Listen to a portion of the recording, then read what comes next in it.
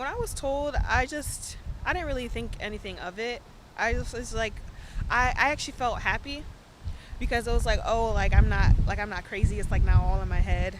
Like I now know what's wrong with me. With fewer daylight hours during the winter season, it's time to check in on your friends grappling with winter blues, commonly known as seasonal depression, seasonal affective disorder, or SAD.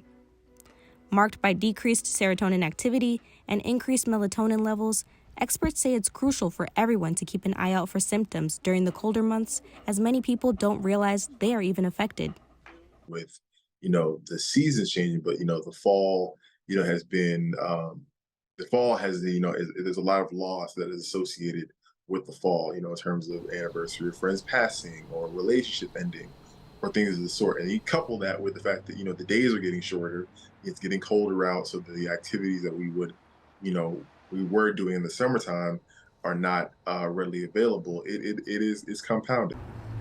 What's coined as the most wonderful time of year is not the reality for everyone. According to a report by the National Institute of Mental Health, seasonal depression affects millions of people, most often occurring in women. However, Howard University student Nasha Adams says it's not nearly discussed enough pertaining to women of color. I was diagnosed probably about 6 years ago, but I've been struggling with it for about 12 years now.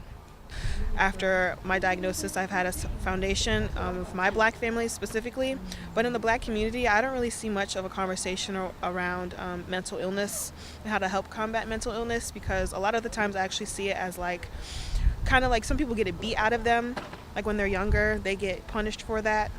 And I'm thankful that my parents didn't do that and they listened to me. And it's just like, oh, you're faking it. Stop doing that. Get out of, if you're in bed all day and you don't want to do anything, get out of bed. Stop it. There's nothing wrong with you. And I'm glad I wasn't met with that. But I really want to see the narrative change around that, especially for Black people as well. For Adams, it's important to have a strong support system to help her cope with seasonal depression and face it head on. It is her hope that the narrative surrounding mental health in the Black community can change for the better. Newsvision's Furin-Campbell spoke with Victoria Greer, another Howard University student who struggles with seasonal depression. She says that a combination of therapy, support from her family, and self-help practices have greatly improved her mental health and daily life.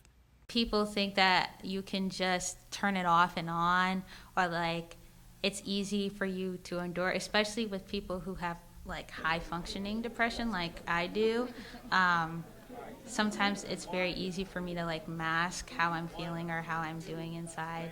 When I first started therapy and going to see my therapist, I was at a point where I literally could not go outside by myself because I was so afraid that something was going to happen to me. If you can get a Black therapist, getting a Black therapist is very helpful, just because I've had white therapists and sometimes they just don't understand where I'm coming from in a cultural sense. And so there can be that disconnect there, which prevents you from connecting with your therapist on other things that have nothing about your mental health and not necessarily your identity. With mental health sometimes being overlooked or taboo within the Black community, experts say it's important to speak out and advocate for safe mental health spaces to eliminate disparities. With Howard University Newsvision in Washington, D.C., I'm Briana Alvarado.